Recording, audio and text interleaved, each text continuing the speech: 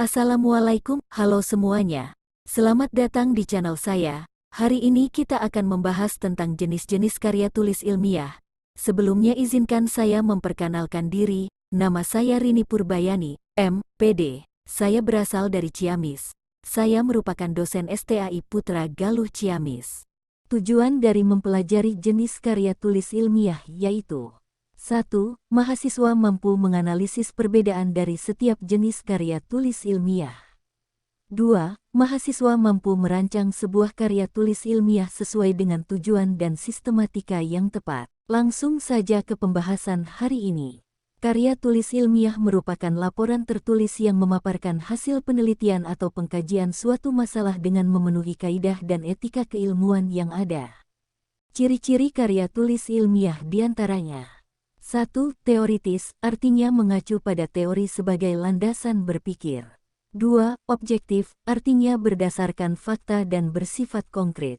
3. Sistematis, artinya sesuai prosedur yang berlaku. 4. Lugas dan logis, artinya tidak bermakna ganda dan tidak menimbulkan interpretasi lain. 5. Efektif dan efisien, artinya ringkas, padat, dan jelas, serta menggunakan kata atau kalimat yang mudah dipahami. Jenis-jenis karya tulis ilmiah. 1. Artikel atau jurnal penelitian. 2. Makalah atau paper. 3. Kertas kerja. 4. Skripsi. 5. Tesis. 6. Disertasi. 7. Artikel ilmiah populer. Artikel ilmiah merupakan karya tulis yang dirancang dengan tata cara ilmiah dan mengikuti pedoman yang telah disepakati untuk dimuat dalam jurnal atau buku kumpulan artikel. Artikel ilmiah diangkat dari hasil penelitian, pemikiran, kajian pustaka, dan hasil pengembangan proyek. Sistematika artikel ilmiah. 1. Judul. 2. Nama penulis. 3. Abstrak. 4. Kata kunci. 5. Pendahuluan. 6. Kerangka teori. 7. Metode penelitian. 8. Hasil dan pembahasan. 9. Penutup. Makalah atau paper adalah karya tulis ilmiah yang menyajikan suatu masalah dan pembahasannya berdasarkan data di lapangan yang bersifat empiris objektif. Makalah dapat diartikan juga sebagai karya ilmiah mahasiswa mengenai suatu topik tertentu yang tercakup dalam ruang lingkup perkuliahan.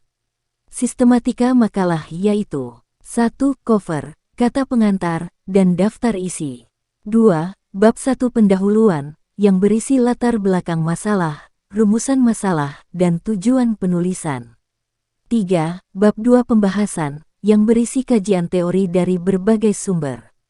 4. Bab 3 penutup, yang berisi simpulan dan saran. 5. Daftar pustaka dan lampiran. Kertas kerja pada prinsipnya sama dengan makalah, namun dibuat dengan analisis lebih dalam dan tajam serta dipresentasikan pada seminar atau lokakarya yang dihadiri oleh ilmuwan.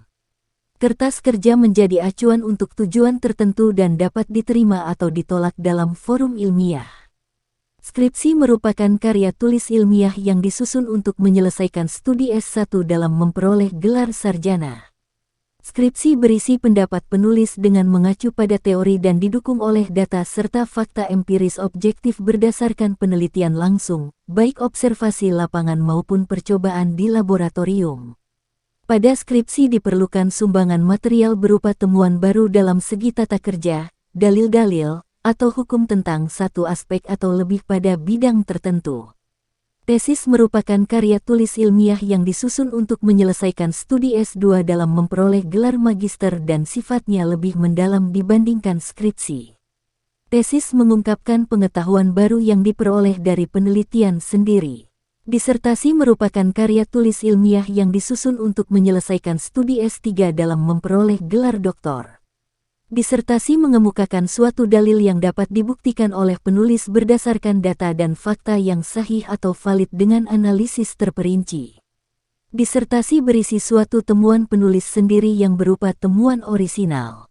Artikel ilmiah populer. Disebut artikel ilmiah populer karena ditulis bukan untuk keperluan akademik, melainkan untuk dikomunikasikan kepada publik melalui media massa. Artikel populer memiliki karakter tulisan subjektif maupun objektif, standar penulisan yang bebas, Bahasa lebih fleksibel seperti menggunakan kosakata populer dengan tujuan untuk dimuat pada media massa, seperti surat kabar, majalah, dan tabloid. Struktur artikel populer yaitu 1. Headline atau judul, yang mewakili seluruh isi tulisan dengan kalimat menarik.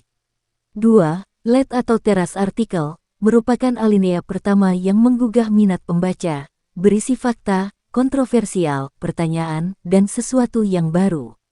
3. Body atau isi artikel, merupakan detail dari pembahasan artikel. 4. Leg atau penutup, berisi penutup, solusi, dan rekomendasi. Terima kasih telah menyimak, semoga video ini bermanfaat, sampai bertemu di video berikutnya. Wassalamualaikum warahmatullahi wabarakatuh.